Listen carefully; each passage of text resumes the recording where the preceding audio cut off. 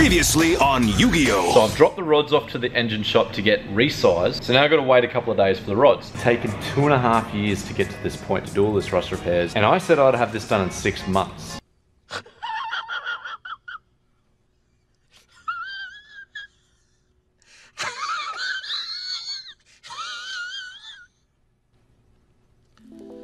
While I'm waiting for the connecting rods to get resized by the engine shop, I thought I'd write a little to-do list of exactly what needs to get done over the next couple of months to get the XC and the XA as close to being on the road as possible. And to start tackling that list today, we're commencing with the XA. As much as I'd love to get into the 2JZ XC and get this underway, we've got to get some work on the XA done first before we can crash into this. So over the next couple of days, I'm just going to absolutely send it. So in order, we're going from the front to the back of the XA to get it completely done and ready paint preparation. Starting with this firewall, I need to finish closing off this firewall section. I put in a new firewall out of an XG Falcon to accommodate XG Falcon air conditioning. Number 1 on the list, close off this firewall. Moving back, we have the rear firewall, which as you can see is missing this entire centerpiece and this little side bit here. But as you would have seen in the previous episodes, I got one out of an XG Falcon, which is identical and rust free. Number 2, finish this back wall section. And directly behind that, we have the fuel tank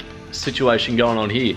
The fuel tank was leaking in this previously, which caused the floor where the fuel tank sits in here to completely rust out. So I got the one out of the XG. You can sort of see it in there, and I'm gonna replace that. Number 3 on the list, replace the fuel tank floor. Now, after this is done, we're coming all the way back to here. So, it may not look like it, but everything you see there isn't attached. It's held together by clips. That can just, I can pull that straight off right now if I wanted to. We need to start welding this in, filling in all these spot welds. Starting off with this inner tray wall here, that's the first piece to go on, followed by this bit here that goes on, then followed by the rear quarter panel. Once this rear quarter panel's on, I've got the rust replacement sections for the lower rear quarter and just over there. So we're gonna fix those in. So number 4 on the list, rear quarter and rear tray wall sections. They have to be done at the same time because obviously there's a lot of alignment going on there and they need to align just right.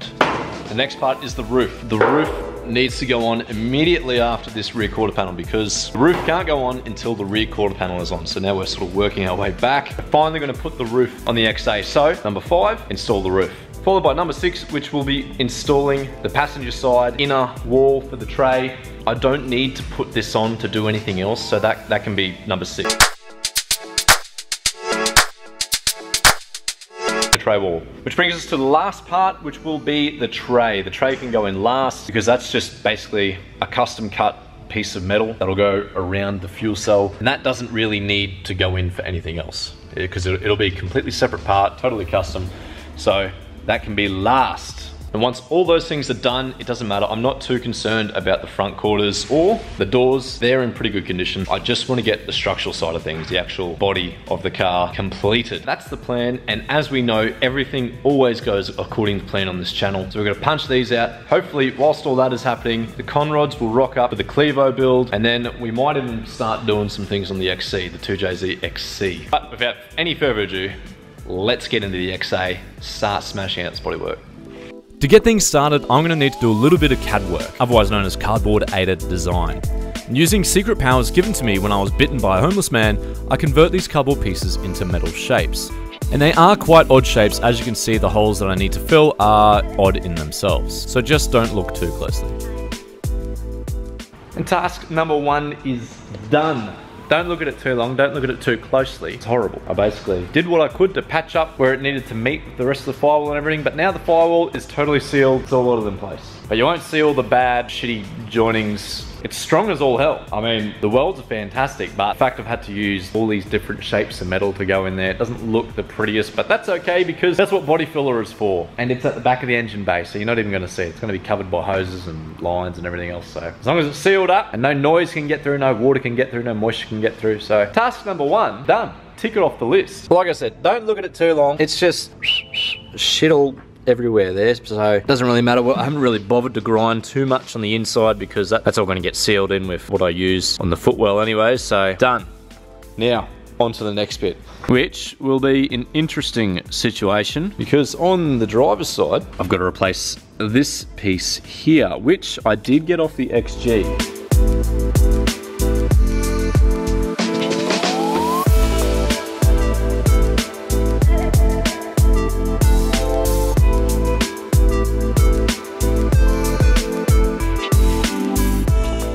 update. So we've been hacking into this side section here that I needed to fix because obviously that's where the rear quarter panel goes. But as you can see, I just had to keep cutting and cutting. It was too rusted out and it needs to be repaired. But it's too big of a job for me to tackle now. I can make more progress if I move on to this back wall than if I were to try and fuck around with this. I need a full day and a clear head to mess with that. So, as we're trying to power through this, let's start on this back wall. Let's get this done.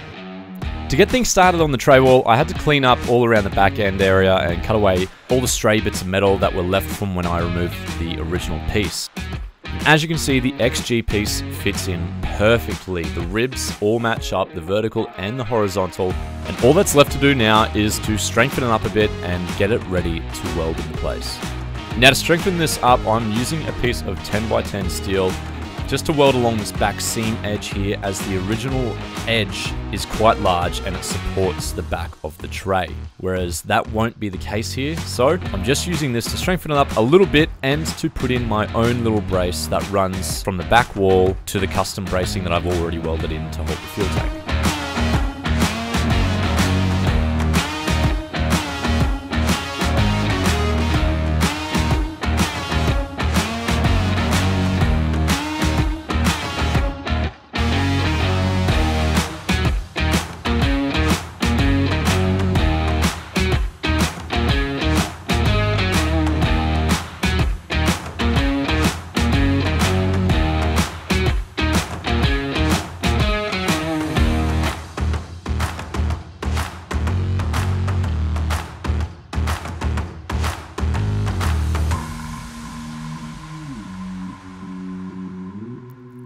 And now we're moving on to the door jamb area to seal this all in. And once again, this requires a little bit of CAD design and CAD skills to get the exact shape we need to then say the magic words and get that metal piece.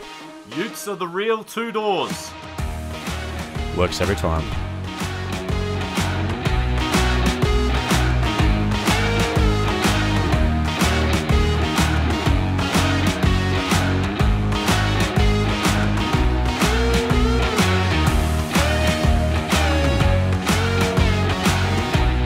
And finally, we're moving on to this piece here, which I have absolutely no idea what I'd even call it.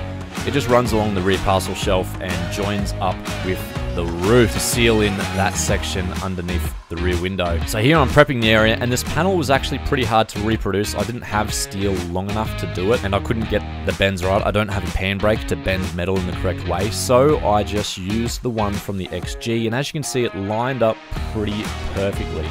All I had to do was straighten up the top end, and on the bottom end where it mates to the parcel shelf, just had to sort of bend it the other way, and it matched up pretty well. So pretty stoked with that, and that's the piece that I'm using to seal up. And it almost looks factory.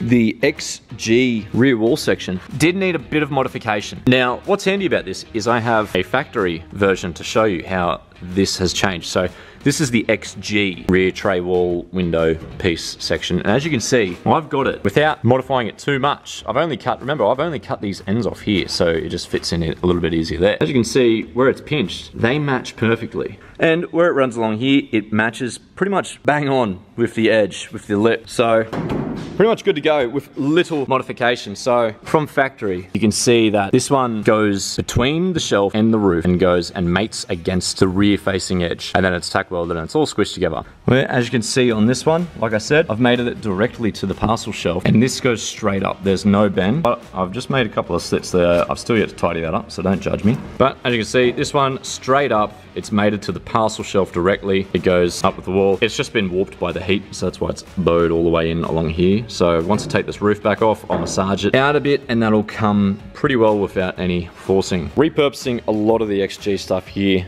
As you can see here with this middle firewall section, I'm not even gonna grind those welds down. That'll all be sealed, covered, protected, and there'll be backboards there anyways. So not concerned with how it looks. This section, we didn't get to this section. Like I said, quite a large section to tackle, but that'll be part 2, trust me, we're getting into that. And along here, all done, just gotta tidy it up, dress it all up. But we're in a rush, we're speed running this stuff, so we'll tidy it up later. On the next one, we're getting into putting this fuel tank section in, coating all of this chassis here. I've got KBS chassis coat kit here. So we'll be putting that to use, coating up all this stuff, making it look nice and pretty before sealing it back up, putting the floor section on. We're gonna be doing wheel tubs. We're gonna be putting the tubs on, doing these tray sides. It's all gonna be, part 2 is the finale. It's all going down. So this is all just in a couple of days worth of work. I was able to get all of that done. I was pretty glad about finally finishing off that firewall section and sealing that up and finally putting that big gaping hole that's been in there for a couple of episodes now. Pretty motivated to get to the XC. So it's funny, that's what's making me get this bodywork done in record time. But if you enjoyed the video, if you're new here, please hit the subscribe button.